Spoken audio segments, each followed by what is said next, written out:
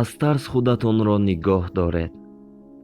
худатонро айбдор ҳис карданро кай бас мекунед? зеро доимо мукаммал шудан аз дасти одам намеояд. чӣ гунае ҳастед, ҳамон тавр худатонро қабул кунед. танҳо бо роҳи аз худ дур кардани ҳисси айбдорӣ ва тарс худро ба роҳи рост гирифта метавонед.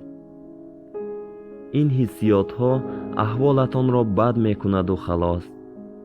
бо сарбаландӣ ба худатон гӯед: ман аз худам мамнунам.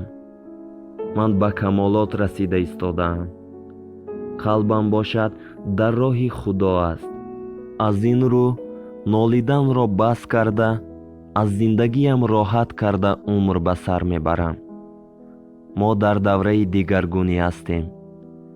одамони дар гирду атроф буда дар ҳолати пасти рӯҳӣ қарор доранд. зеро онҳо хатоҳои худашонро ҳамчун нотавонӣ қабул кардаанд. аслан онҳо нотавону заиф нестанд. фақат онҳо худашонро дӯст намедоранд. агар шумо худатонро дӯст надоред, дигарон ҳам ҳеҷ гоҳ дӯст намедоранд. шумо ба худатон чӣ гуна дар муносибат бошед, ба дигарон низ чунин муносибат нишон медиҳед. ба қуллаҳои лозима нарасидам гуфта, худатонро айбдор ва ҳамчун одами нотавону нодаркор ҳис кунед, танҳо худатонро маҳдуд мекунеду халос ва муносибатҳои озодро ба роҳ монда наметавонед. аз чизҳои дар атрофатон буда камбудӣ ҷустанро бас кунед.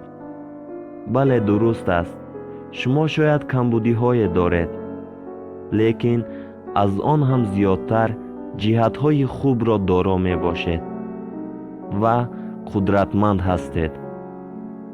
ба қудрати худ бовар кунед ва нотарсона пеш равед ва ҳатман ба муваффақият мерасед.